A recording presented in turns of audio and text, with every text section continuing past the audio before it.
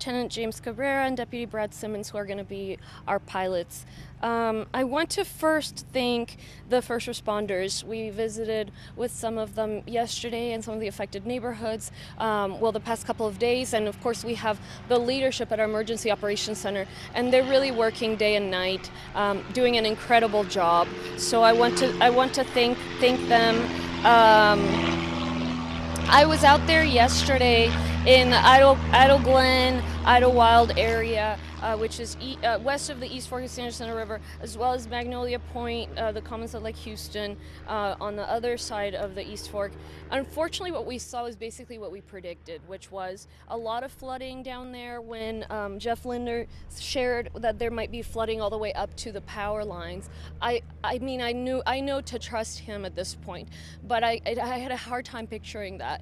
I will say around Idlewood area, that's exactly what was happening. So it was very severe, thankfully not more severe than we thought it would be. Lots of rescues and lots of different agencies working together. So not just the Huffman folks, folks from all over the county and beyond. I want to thank the residents as well for listening to the advice and taking appropriate action. To my understanding, there have been no confirmed deaths related to the incident. Haven't heard about any serious injuries. And I'm grateful for the number of people that actually left. We chatted with some folks that said, that they heard about it, they left, and also the first responders said some of the time they rescued fewer people than they thought they were going to have to because a lot of people were gone. Of course, the meteorologists who've helped us get as ahead of this as we possibly could. On what's going to go on next. The good news is right now it obviously looks like a nice day. We don't expect other issues today with rainfall, but I want to be very clear that we're not out of the woods yet, and that level of uncertainty remains. The East Fork crested already. That's also good news. So the areas we visited yesterday crested 77.8 feet above sea level. That's where the river was. Again, normally it's around 45 to 50, and it has receded a few feet since this morning. I did see out there a lot of families that were still leaving. Unfortunately, some livestock out there that we were trying to help. We are trying to help with now. The bad news is there's still major flooding, so those areas continue to be flooded. Even if it's less, it's severe enough that we classify it still in the flooding and major flooding category. We will continue to see those significant impacts going into Sunday.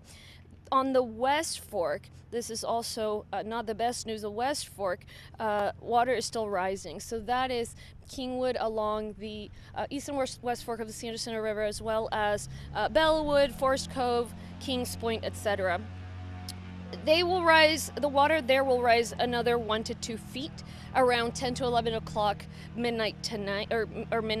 So those neighborhoods need to brace for more water obviously coming their way, but it's not going to be, as we've said before, it's not going to be to the level of their neighbors a little bit north of them.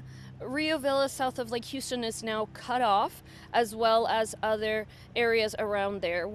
And so here is the most concerning part, which could be nothing, but it could turn into something, is we are expecting more rain. Hopefully another 1 to 3 inches won't do much tonight after midnight into tomorrow, but we don't feel comfortable lifting the evacuation orders tonight because maybe people would leave and then rain ends up falling north of us again, and there ends up being a significant amount, and that's certainly possible, and then we flood back to the peak all over again. So that's still a possibility. We hope it's not the case. It's not a likely possibility, but as we have all seen, this incident has been very unpredictable.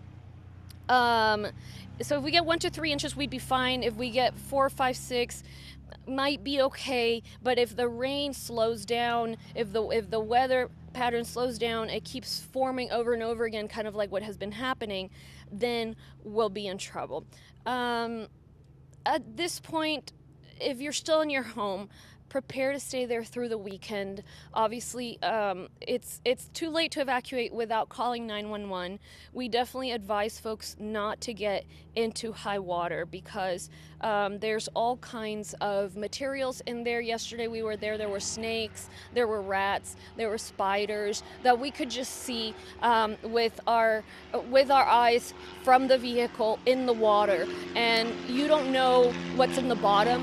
The water came down very fast, moving debris, moving sediment, and there could be bacteria, chemicals from stranded cars, hazardous waste. Especially if kids go in the water, it could be fast moving. There was a couple yesterday trying to go see their homes despite our warnings, and at one point the gentleman had to really hold on to his partner because she was being pulled away by the current. And so please, I know that folks want to go and check on their homes, but this is just not the time right now. If there's still water and you can't see what's in there, it's just unnecessarily dangerous.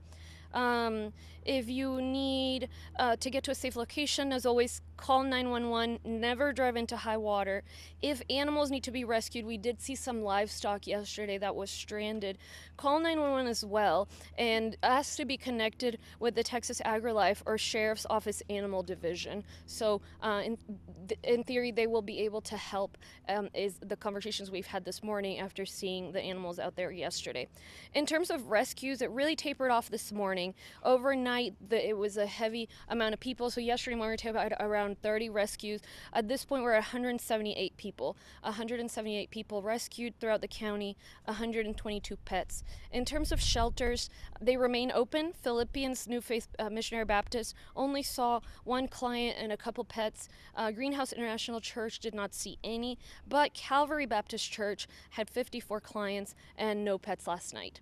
Remember, those remain open and they all accept pets. So if you don't have somewhere to go, you can make your way there or call 911 and ask that they take you there. If you're being evacuated, obviously. What we're doing, we're still activated at level 1, maximum readiness, but we are anticipating moving down to level 3 tomorrow afternoon, depending on what happens with those weather patterns that are beginning to form. If it doesn't end up being a big issue, that's when we're going to begin daylight operations for damage assessment, for restoration, getting folks back into their homes safely. But we still have operations going on to help people. Part of the reason we were out there, really the main reason we were out there yesterday, was to see the extent of the damage alongside the county administrator and the director of the Community Services Department. And by seeing the extent of the damage, we can better plan for recovery. We know people are hurting. We spoke with folks from all kinds of backgrounds that have now lost their homes, and we can't solve everything, but we want to be as well positioned to help them as we can. Finally, why are we here today? I'm going up in this helicopter with Dr. Peterson. As I mentioned, she's the director of our Harris County Flood Control District, and we're going to get an aerial view of the areas that have been most affected along the East and West Fork. We'll take a look at Lake Houston, and our goal is again to assess the extent of the damage. We want to see the magnitude of the impacts so we can plan for recovery, and also just to see how our infrastructure fared. So let me just repeat briefly in Spanish, and then we'll answer questions, and Dr. Peterson's happy to answer questions as well. Quiero darle las gracias primero a los socorristas que nos ayudaron, nos continúan ayudando. Ayer estuve en los vecindarios de Idle Glen, Idlewood, así como Magnolia Point y otros vecindarios en el área, al lado este y oeste del brazo este del río San Jacinto. También, vimos mucha inundación, mucha agua. Y la verdad me sorprendió ver lo que el meteorólogo nos había dicho iba a suceder, y era que el agua iba a poder llegar hasta las líneas eléctricas. La verdad, pues obvio yo lo entendí, pero fue otra cosa verlo. En el área de Idlewild, Idle Glen, efectivamente el agua estaba básicamente sobre las líneas eléctricas, lo cual pues les explica a uno la profundidad de esa agua. Quiero agradecerle a los residentes también por escucharnos. Hablamos con familias ayer que dijeron que vieron nuestro mensaje y por eso salieron, y así se ahorraron el trauma, el posible peligro de tener que salir con sus niños, con sus mascotas en medio de toda esa agua. Entonces los socorristas también me dijeron que habían trabajado y se habían dado cuenta que más gente salió de lo que esperaban. Entonces muchas gracias por eso, y obviamente los meteorólogos, porque al fin y al cabo las predicciones han salido como se esperaba en esta última ola de agua. Buenas noticias, es un día bonito, no esperamos más problemas el día de hoy, pero todavía seguimos en riesgo. El brazo este del río San Jacinto llegó ya al nivel máximo, 77.8 pies el día de ayer. Normalmente el río, 77.8 pies sobre el nivel del mar. Normalmente el río está a 45, 50 pies sobre el nivel del mar. Y ya ha bajado un par de pies esta mañana. Las malas noticias, todavía están muy inundadas esas áreas, van a seguir inundadas hasta el domingo mínimo. El brazo oeste del río San Jacinto todavía está viendo que el agua sube, aún no ha llegado al nivel máximo. Entonces los vecindarios impactados son Kingwood a lo largo del río San Jacinto, Kings Point, Forest Cove, Bellowwood, esas áreas. Va a subir el agua por ahí 1 a 2 pies alrededor de la medianoche. Rio Villa al sur de Lake Houston ya no tiene entrada ni salida, y va a haber más inundaciones también. En estas últimas áreas, en el brazo oeste, en Rio Villa, la inundación no va a ser tan profunda, ¿ok? Sí puede que impacte las estructuras, pero no va a ser tan profunda. Lo más preocupante, de pronto, que pueda ser más preocupante, es que estamos viendo que puede haber más lluvia empezando esta noche, la madrugada y hacia mañana. Puede que sea 1 a 3 pulgadas de lluvia, lo cual estaría bien, nada se empeora, pero puede que caiga más lluvia al norte nuestro y nuevamente llegue una ola de inundación a los mismos vecindarios que se han visto afectados. La probabilidad es relativamente baja, pero existe, es significativa. Entonces estamos mirando eso, y por eso no estoy levantando aún la orden de evacuación, aunque sí estamos trabajando en el documento para tenerlo listo. Entonces, las últimas recomendaciones: si necesita rescate, nuevamente llame al 911, pero lo que más les pido es que no entren a esas aguas profundas. ¿Por qué? Bueno, primero, y yo entiendo que hay muchas personas que quieren ver cómo está la casa y tal, pero esto es lo que pasa. Número uno, puede estar dañada la infraestructura. Entonces, aunque usted vaya en un vehículo, esa infraestructura usted no sabe qué ha sucedido con las calles, pueden haber problemas, puede haber colapsado. Número dos, el agua puede tener bacteria, puede tener materiales fuertes. Ayer vimos palos, vimos plástico, de todo que ha salido de las casas. Puede haber químicos de los carros que se han inundado, inclusive animales. Ayer que estuvimos por allá vimos arañas enormes, vimos ratas en el agua, inclusive una culebra más larga de esto. O sea, esa culebra, de verdad que de las más largas que he visto en mi vida en el agua.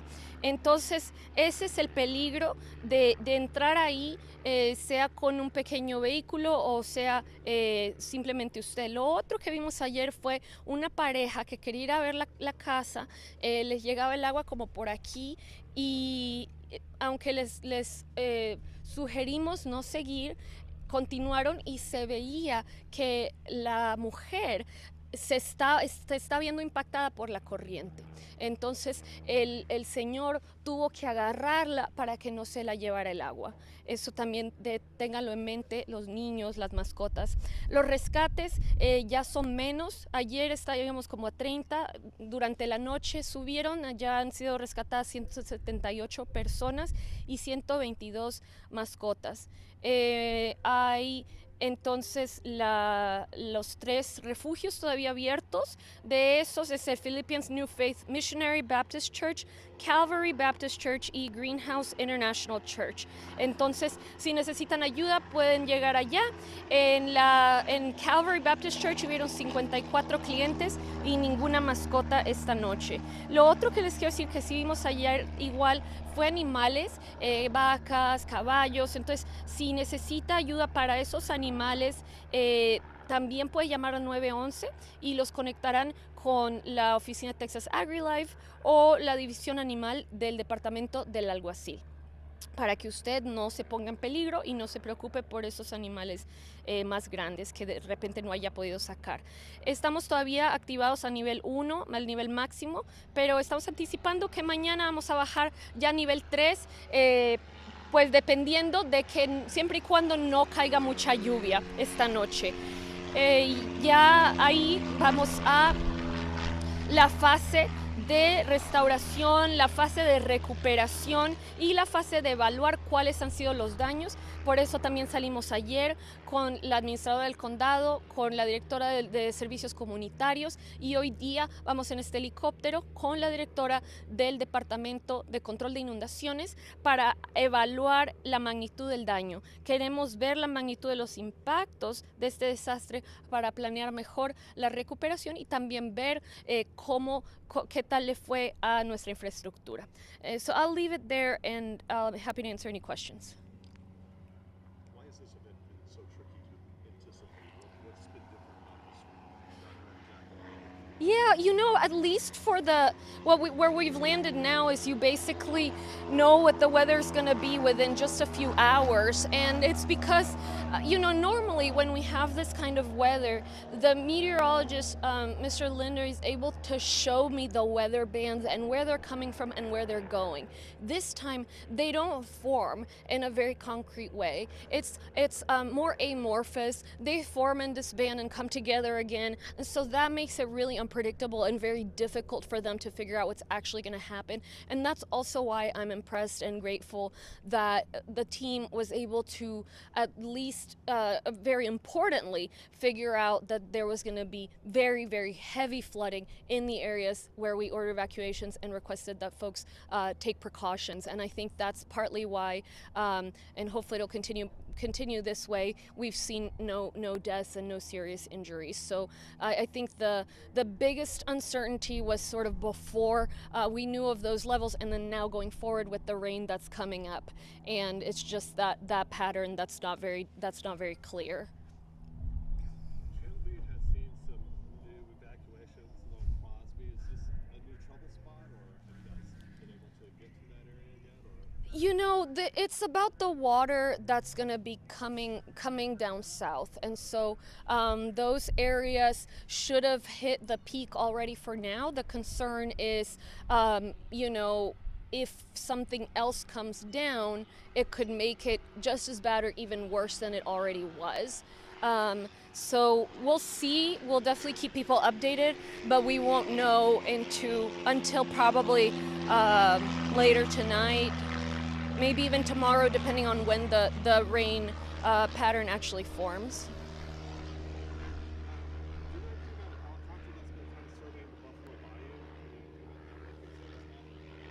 Do you know anything about it? No, I know there's been several helicopters. I know that, whether it's media, whether these folks were also going up and down and surveying the damage before we got here. So there's a lot of different activities. I saw a lot of Good Samaritans out there yesterday as well, volunteers that usually participate when they're needed for rescues. Thankfully, we didn't need to call on private assets in this time, which is great, but folks were there helping the departments.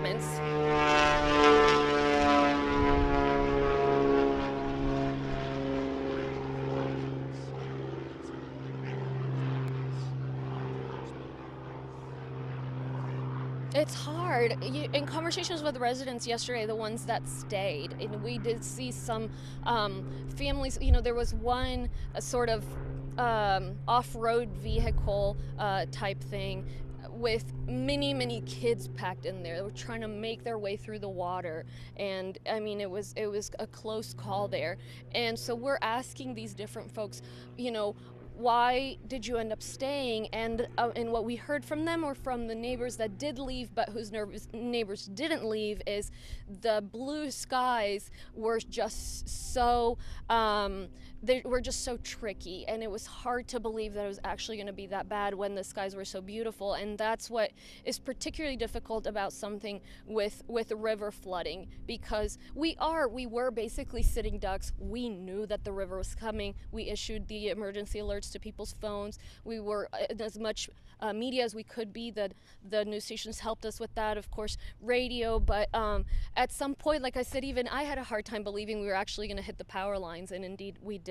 So the silver lining, so to speak, of it being river flooding is that we can see it coming.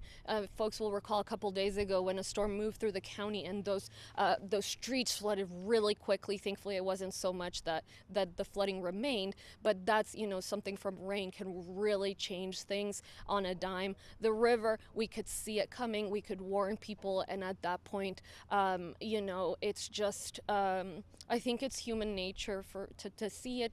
People don't want to leave their homes if they don't have to. But I'm glad that a lot of people did heed the advice. For clarity on the perspective of the power lines, do you know about like how high in the air or the depth of that water, or I don't know, but what I will say, and I saw this, myself, is probably the power line is here and the water was about here. And so, that was very close to the East Fork of the San Jacinto River, around the Idlewild, Idle Glen area, and there was water in several areas. By the rooftops, there was, large truck in the water, cars in the water, just really, really severe stuff. Not as bad as Harvey, but pretty much there. I think that area, and talking to the neighbors, probably going to be the second worst flood they've faced, and the worst one since Harvey.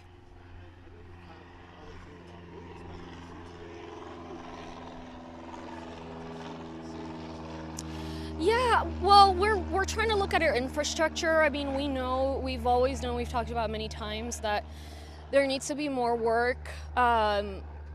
The flood bond was never enough money, as we realized as soon as we got there. And so, what other initiatives do we need to establish? So that's part of the question. The human side of it is you obviously see the destruction. And so from a leadership standpoint, it helps us better determine how to help with recovery, where to set our disaster recovery centers, what kind of resources folks may need. Those were some of the questions that we asked everybody we talked to yesterday. But it is very sad to see. These are livelihoods that people have built. These are roads. It is infrastructure that the community has paid for, that folks have worked on.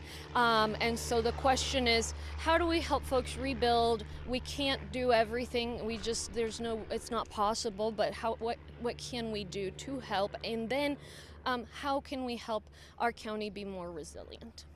is this at a level where you can try to seek federal aid or state aid? So it's not probably going to be at the level of FEMA disaster assistance, where it's the grants that people get to fix up their homes, or whatever it is that they need. We're not going to probably get to that level. What the level we are probably going to get to is the Small Business Administration loans, and those are very, very low interest loans.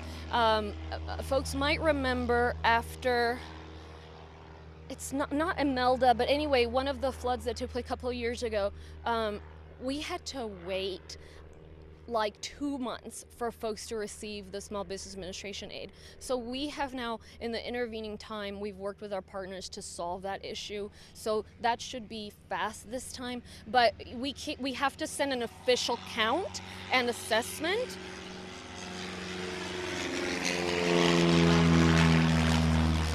We have to send an official assessment to the federal government before we get any of that, and that's why as soon as those waters recede and we can send in our vehicles to evaluate, to do windshield assessments, that is when really the process of recovery will start. We'll have the count, we'll combine that with the region, send it over to the federal government, and I would expect that folks will have access to those loans, and then we'll see what other resources we can coordinate for residents.